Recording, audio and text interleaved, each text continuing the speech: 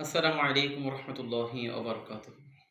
প্রিয় দেশবাসী, ভাই ও বন্ধুগণ, আমরা গত কয়েকদিন যাবৎ একটি বিষয় লক্ষ্য করতেছি, দেখতেছি যে আমাদের কিছু ইসলামিক মনাদল, যাদেরকে বাংলাদেশ জামায়াত ইসলামী ইসলামিক দল ভাবে এবং ইসলামিক দল মনে করে, তাদেরকে দেখতে পাচ্ছি তাদের আমির পীর সাহেবগণ বাংলাদেশ জামায়াত ইসলামীর আকীদা নিয়ে বারবার প্রশ্ন করে। কিন্তু বাংলাদেশ জামায়াত ইসলামীর আকীদা নিয়ে বারবার প্রশ্ন করার পরও কেন বাংলাদেশ জামায়াত ইসলামী তাদের আকীদা পরিবর্তন করছে না? বাংলাদেশ জামায়াত ইসলামীর গঠনতন্ত্র দেখুন, সেখানে বাংলাদেশ জামায়াত ইসলামী তাদের আকীদার ব্যাপারে একেবারে স্পষ্ট করে লিখে দিয়েছেন যে বাংলাদেশ জামায়াত ইসলামীর স্পষ্ট আকীদা হলো আল্লাহর কোরআন এবং রসুলের সুন্নাহ। এর বাহিরে বাংলাদেশ জামায়াত ইসলামীর কোনো আকীদা লালন করে না কিংবা পালনও করে না।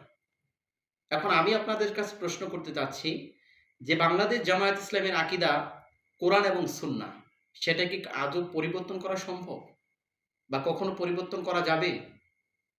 বাংলাদেশ জামায়াত ইসলামের কর্মী, নেতা, আমির সবার জীবন যেতে পারে, কিন্তু এই আকীদা কোনোদিন পরিবর্তন সম্ভব না। এখন আসুন, যে বাংলাদেশ জামায়াত ইসলামীর আকীদা খারাপ একথা কারা বলে? ঠিক একথা তারাই বলে যাদের আকীদা তাদের বাপ এবং দাদা কোরআন সুন্নাহ নয়। বাংলাদেশ জামায়াত ইসলামের আকীদা খারাপ একথা কারা বলে? যারা গৃহপালিত মুফতি, যারা কোরআন হাদিস বুঝে না, তারাই একমাত্র বাংলাদেশ জামায়াত ইসলামের আকীদা খারাপ একথা বলতে পারে। শুধু তাই নয়, যে শাহবাগী আলেমদেরকে জুনায়েদ বাবুনগরী সহ ভরা মজলিসে নাস্তিক বলেছে, সাখাওয়াত নাস্তিক বলেছে, মুফতি সাখাওয়াত হোসেন রাজি নাস্তিক বলেছেন, এছাড়া আল্লামা মামুনুল হক সাহেব সহ যাদেরকে নাস্তিক বলেছেন, সেই সমস্ত শাহবাগী আলেমদেরকে যারা হক্কানি আলেম মনে করে, তারাই একমাত্র বাংলাদেশ জামায়াত ইসলামের আকীদা খারাপ এ কথা বলতে পারে। এখন আপনারা চিন্তা করুন, যে শাহবাগী আলেমগণ যারা রসুলের বিরুদ্ধে অবস্থান নিয়েছে, সারা বাংলার তৌহিদি জনতা মুসলিমদের বিরুদ্ধে অবস্থান নিয়েছে, এদেশের কিছু পীর সাহেব তাদেরকে হক্কানি মনে করে, যদি তাদেরকে হক্কানি মনে করে থাকে আর বাংলাদেশ জামায়াত ইসলামের আকীদা খারাপ এটাই প্রচার করবে, এর চেয়ে ভালো কথা তাদের মুখ থেকে আর বের হওয়া কোনোদিন সম্ভব না, আদৌ আর হবে না।